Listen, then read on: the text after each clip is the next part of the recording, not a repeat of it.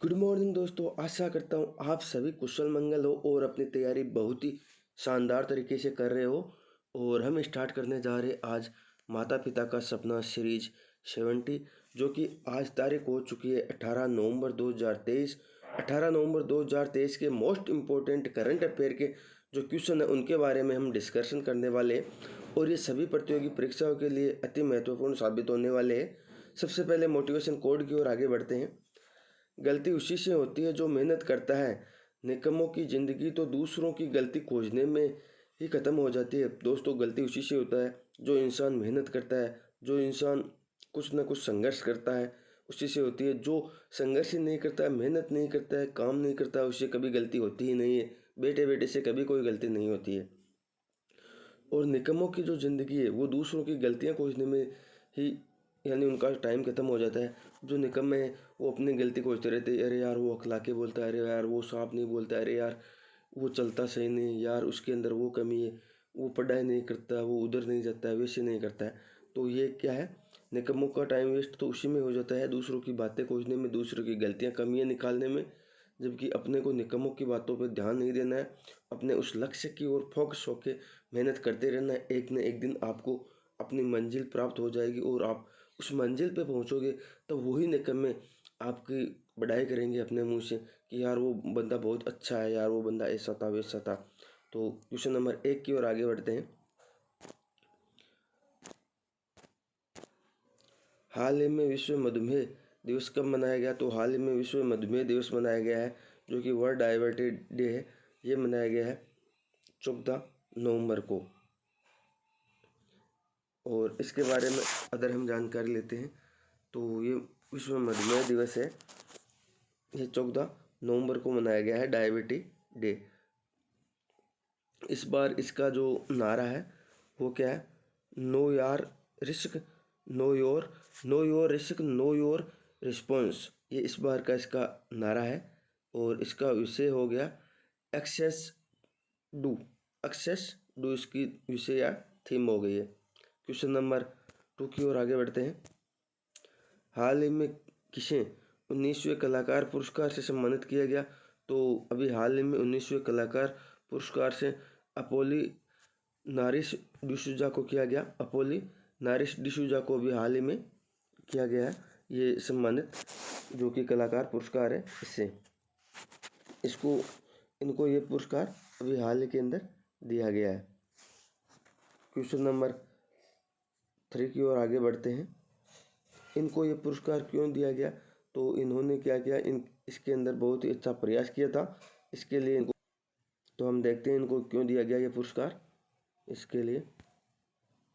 तो इनको ये पुरस्कार दिया गया अपोली नारिस डिसूजा को कला और संस्कृति की दुनिया में उनके असाधारण योगदान के लिए 19वां कलाकार पुरस्कार दिया गया है, क्योंकि इन्होंने जो कला और संस्कृति है उनके उसके लिए असाधारण योगदान दिया है। तो उनके लिए ये 19वां कलाकार पुरस्कार दिया गया। यह पुरस्कार हमारी सांस्कृतिक विरासत को स्वीकार करने और संक्षिप्त संरक्षित करने के महत्व पर प्रकाश डालती है, इसलिए ये दिया गया है। अपोलिस डिसूजा की यात्रा महत्वाकांक्षी कलाकारों के लिए एक प्रेरणादायक कहानी है, जो दर्शाती है कि समर्पण और जुनून से पहचान बनाई जा सकती है। यानी इनकी कहानी से ये मतलब निकलता है कि जो समर्पण और जुनून है उससे एक न एक दिन ये अपनी पहचान बनाई जा सकती है। यही एक प्रेरणादायक कहानी है जो आपके सामने है। एक सेकंड, ये देखो मेन सारांश इसका ये है, प्रेरणादायक कहानी जो दर्शाती है समर्पण और जुनून पहचान बनाई जा सकती, समर्पण और जुनून से पहचान बनाई जा सकती है। उन्होंने पारंपरिक कला रूपों को पुनर्जीवित करने और उन्हें आधुनिक दर्शकों के लिए प्रासंगिक बनाने पर ध्यान दिया गया है, यानी ध्यान केंद्रित करने के बारे में इन्होंने बताया है। जो पुरानी कला है और आधुनिक दर्शकों को आकर्षित करने जो पुरानी कला है उनके बारे में इन्होंने बताया।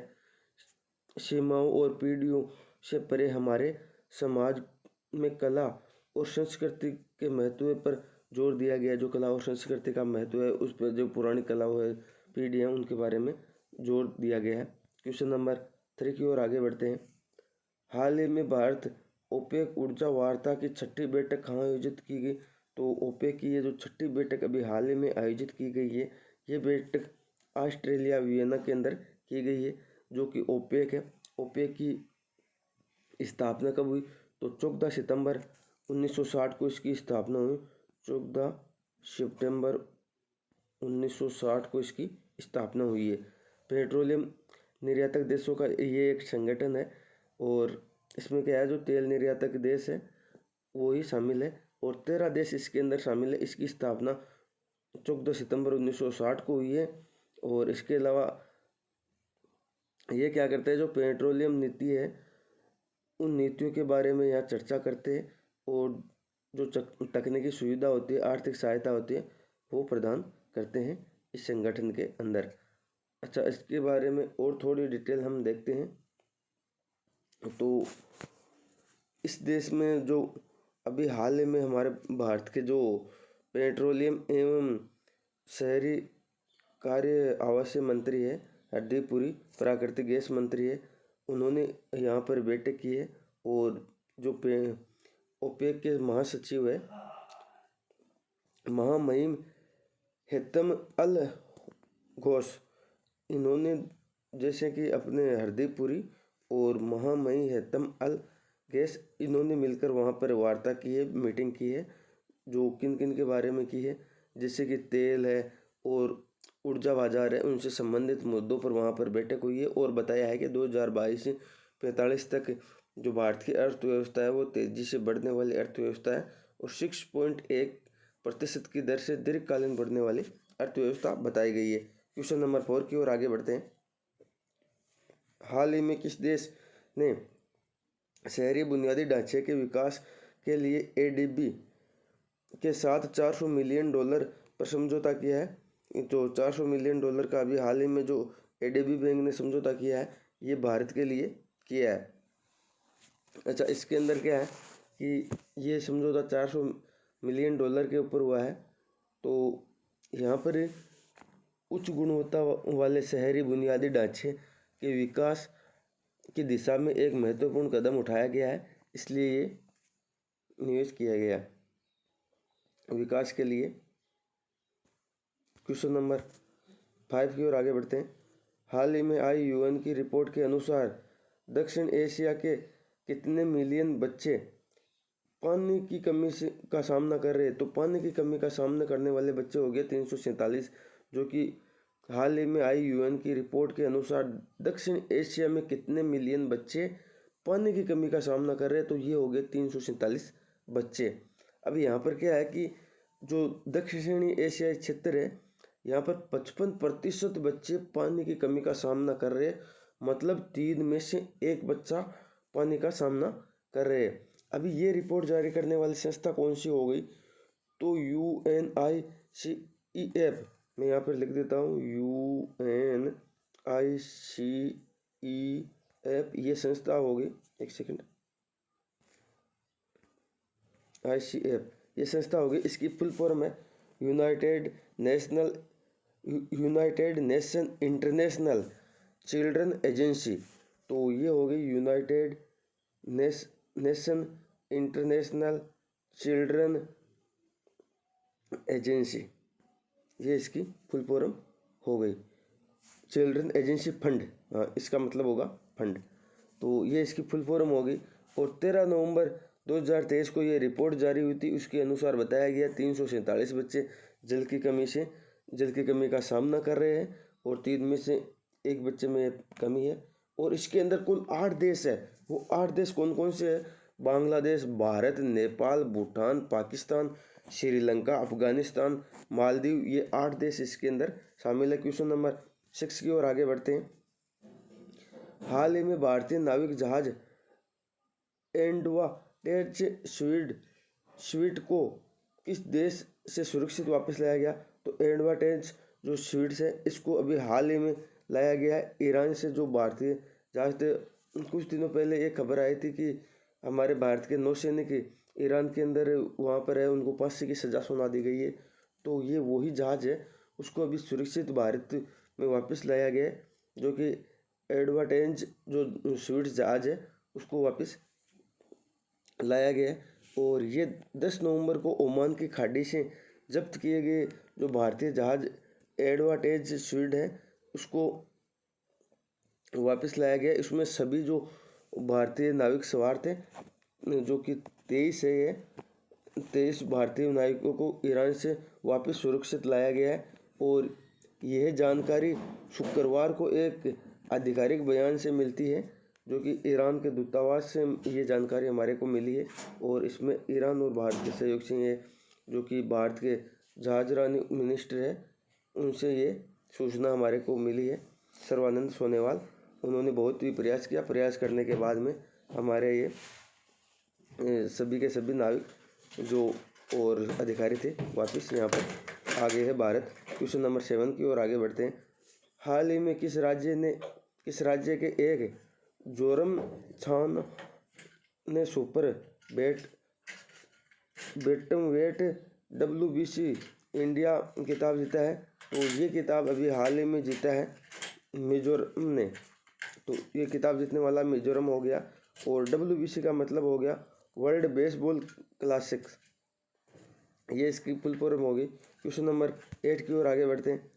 हाल ही में किस देश ने बिली जीन किंग कप का खिताब जीता है? तो ये खिताब अभी हाल ही में जीता है कनाडा ने बिली जीन किंग का खिताब। और इसके अंदर 258वें स्थान पर हासिल किया है। इन्होंने 258वां स्थान हासिल किया है।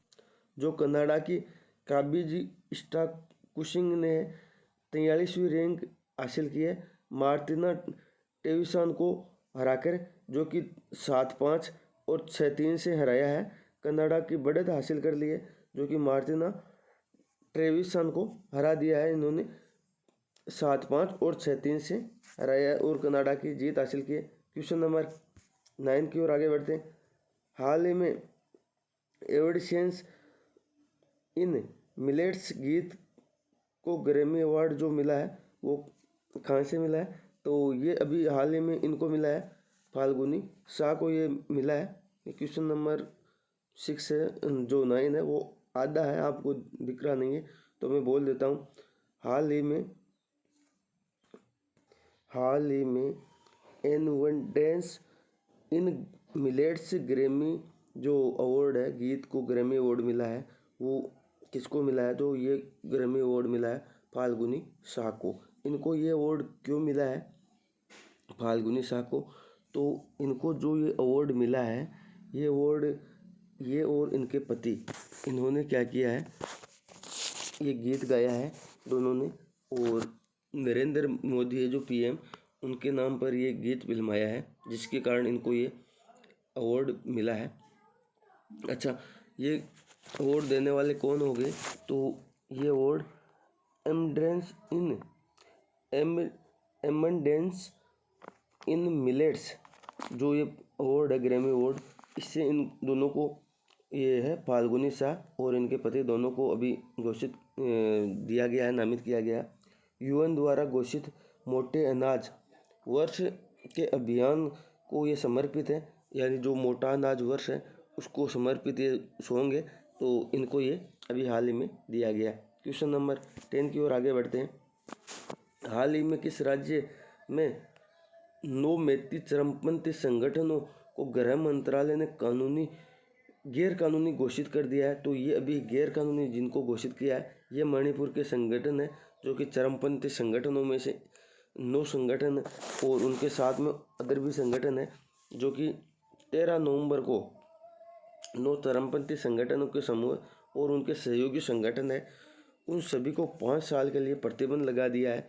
वहाँ पर ज़्यादातर मणिपुरी है और ये संगठन वहाँ पर चल रहा है जो केंद्र सरकार और राष्ट्र विरोधी है। तो वहाँ पर क्या किया है, अभी सीमा सुरक्षा बल ये जो है जैसे संगठन है, सुरक्षा संगठन और पुलिस को तैनात कर दिया गया है। क्वेश्चन नंबर 11 की ओर आगे बढ़ते हैं। हाल ही में भूकंप के बाद आपातकाल की घोषणा कहाँ की गई? तो भूकंप के बाद आपातकाल की घोषणा आइसलैंड में की गई। और यहाँ पर 14 घंटों में 800 बार भूकंप आया है, जो कि ज़मीन के अंदर फैल रहा है। जावा जो गर्म लावा है उसकी वजह से आया आइसलैंड में इमरजेंसी की घोषणा हो गई क्योंकि 14 घंटों में 800 बार जो भूकंप आया है उसके कारण वहाँ पर इमरजेंसी घोषित हो गई। आइसलैंड में सबसे ज़्यादा सक्रिय ज्वालामुखी आती है और यहाँ पर 30 सक्रिय ज्वालामुखी, आइसलैंड में 30 सक्रिय ज्वालामुखी है। जुलाई के अंदर जो फल फल फलग्राड्स फजाल है वहाँ पर लिटली हुरतुर और लिटली राम है, वहाँ पर क्या हुआ है, ज्वालामुखी विस्फोट हुआ था। और वहाँ पर ज्वालामुखी विस्फोट हुआ था तो दुनिया के सबसे ज़्यादा पर्यटकों को आकर्षित किया था। यह भी वहाँ की सूचना है। क्वेश्चन नंबर 12 है, हाल ही में किस पूर्व क्रिकेटर की बायोग्राफी 800 रिलीज हुई है? तो अभी हाल ही में ये ऑटोबायोग्राफी रिलीज हुई है, ये मुथैया मुरलीधर की रिलीज हुई है। इनकी जो ऑटोबायोग्राफी है उसको OTT पर रिलीज कर दिया गया। OTT का मतलब ये है कि इसको हम मोबाइल पर टीवी सीरीज में देख सकते हैं और मोबाइल पर कुछ मूवी के अंदर वो कुकू FM वगैरह वगैरह उन पे हम देख सकते हैं। क्वेश्चन नंबर, ये जियो सिनेमा पर भी अवेलेबल हो चुकी है। ये क्वेश्चन नंबर 13, हाल ही में किस देश के पूर्व प्रधानमंत्री को विदेश मंत्री के रूप में नियुक्त किया गया? तो ये पूर्व प्रधानमंत्री है ब्रिटेन के, इनको विदेश मंत्री के पद पर अभी हाल ही में नियुक्त किया गया। हमास इजराइल लड़ाई का असर ब्रिटेन की रियासत में देखने को मिला है, ये आपके सामने देख सकते हो। और ये ऋषि सुनक जी है और ये वहाँ के पूर्व PM है, इनका नाम है पूर्व PM जो कि आप के सामने प्रस्तुत हो रहा है। इनका नाम है, एक सेकंड, डेविड कैरमैन है, जो इनको अभी हाल ही में नियुक्त किया गया है विदेश मंत्री के रूप में। और किसके स्थान पर किया गया है?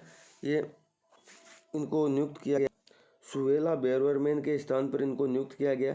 ये सुहेला बेरवलमैन है, इन्होंने क्या किया, कुछ भड़काऊ भाषण दे दिए जो इजराइल हमास का युद्ध चल रहा है उनके खिलाफ दे दिए थे। तो इनको भी हाल ही में पद से हटा दिया और वहाँ पर क्या हुआ कि कुछ देर के लिए ये चला था।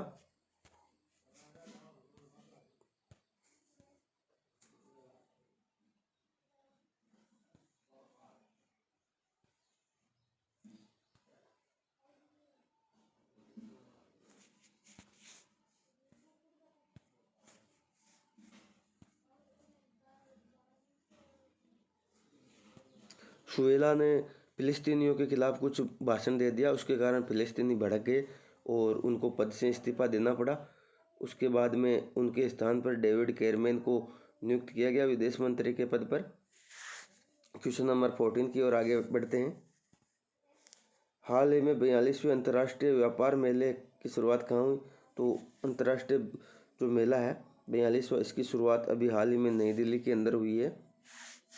ये 42वें क्रम का है और यहाँ पर प्रगति मैदान नई दिल्ली के अंदर जो प्रगति मैदान भारत मंडपम है वहाँ पर इसकी शुरुआत हुई है और 14 से 27 नवंबर तक ये चलने वाला है। एक सेकंड,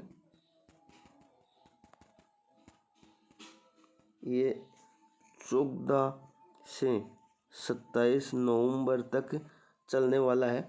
अच्छा, इसके अलावा इसके अंदर कौन कौन शामिल हुए? भारत की तरफ से उद्घाटन करने वाले केंद्रीय वाणिज्यिक व औद्योगिक मंत्री अनुप्रिया पटेल और शोभ प्रकाश, ये दोनों वहाँ पर शामिल हुए। अच्छा, इसके अलावा क्वेश्चन नंबर 15 की ओर आगे बढ़ते हैं। हाल ही में 10वीं एशियन रक्षा मंत्रियों की बैठक कहाँ आयोजित हुई? तो ये बैठक आयोजित हुई है जकार्ता के अंदर, जो कि 10वें क्रम की होगी। एशियन जो रक्षा मंत्री है उनके ऊपर बैठक हुई है। ऐसा इसके बारे में जान लेते हैं। जो रक्षा मंत्री हमारे राजनाथ सिंह है, उन्होंने इंडोनेशिया के जकार्ता में 10वीं आसियान रक्षा मंत्रियों की बैठक प्लस के अवसर पर इंडोनेशिया और वियतनाम के रक्षा मंत्रियों के साथ अलग अलग द्विपक्षीय बैठकें किए। जो कि रक्षा मंत्री हमारे हैं, उन्होंने वहाँ पर बैठकें किए। Thank you so much, always keep smile. दोस्तों, आशा करता हूँ ये क्लास आपको अच्छी लगी, शानदार लगी, जानदार लगी। अपने सभी साथियों के साथ में शेयर कीजिए।